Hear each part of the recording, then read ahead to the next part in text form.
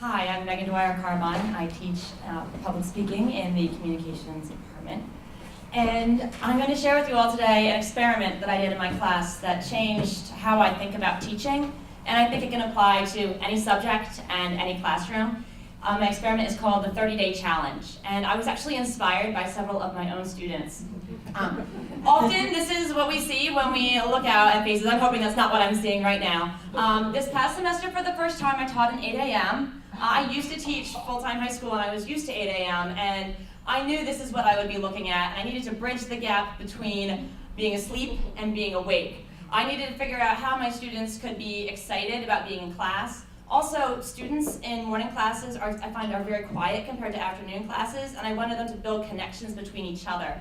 And I wanted them to develop skills that they could use both in the classroom as well as out in the real world. As students will tell me, well, this isn't my job, like I have a real job. Well, you need real skills to approach a real job. And in the real world, there's not somebody there who's going to be tutoring you in your real job. So one of my students actually, for her New Year's resolution, watched a TED Talk a day, and she shared this with me. A TED Talk by Matt Cutts called Try Something New for 30 Days. If you've not seen it, please do. It's exceptional. My entire experiment was based on that. I took a 30-day period out of my syllabus. I chose the very beginning of the semester, and I challenged my students to do something new for 30 days.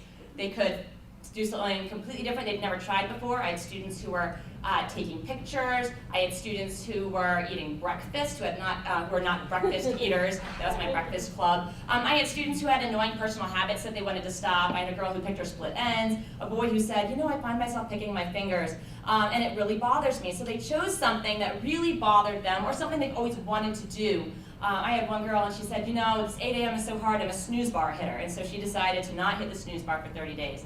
I joined in, and I did 20 minutes of writing every night before bed that was not academic related, which was very challenging for me. I created a class Twitter page, and every day for 30 days you had to write a tweet. It could be about how you were doing. You could tweet at somebody in class as long as you also tweeted at the class so that I could give you your credit. And they created this really amazing bond as a class, an 8 a.m. class, and they'd come in talking. And the breakfast club would be five people, the breakfast club, and they would get together in the mornings to sometimes have breakfast before class. And sometimes it was going great, and sometimes it wasn't. Some students were sharing images. I had a student who was doodling. At first she was doing pencil, and then she bought new markers for the challenge. She says, well, I have to, it's for school. She got new markers because she'd originally been really interested in art and is now pursuing communication.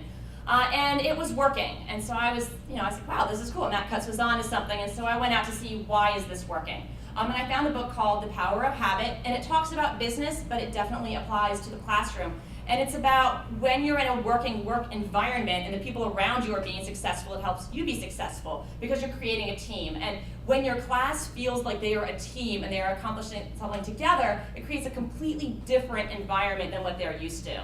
They're not dreading coming to class. They're looking forward to seeing, how are you doing?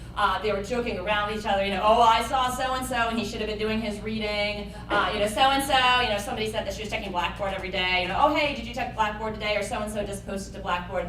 And they really were working together to be successful. There were some nerve-wracking moments. There were a couple of students who were kind of falling off on the tweeting.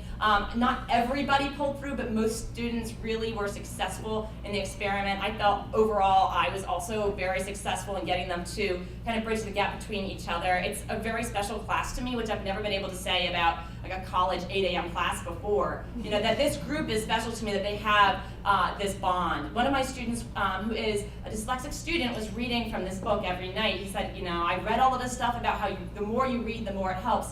And Drew Brees actually had a quote that applied to this. He came into class and he said, everybody, Drew Brees thinks that we're doing things right. One thing a day, take it one day at a time. And some people were stumbling, but when you take it one day at a time, they were coming back, oh, I got back, I did this. And there's a big difference in feeling pride that, hey, I got an A, or pride in I've changed a habit and I've been successful at something that I set out to do.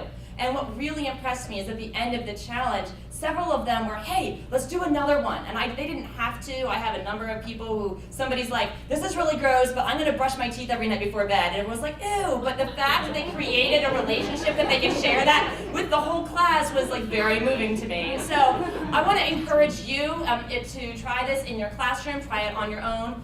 For me, it was 30 tweets. That's so easy to count on Twitter. 30 points, 30 tweets, 30 days, and then they did a final project, a persuasive project, because now they know how hard it is to convince somebody to do something new.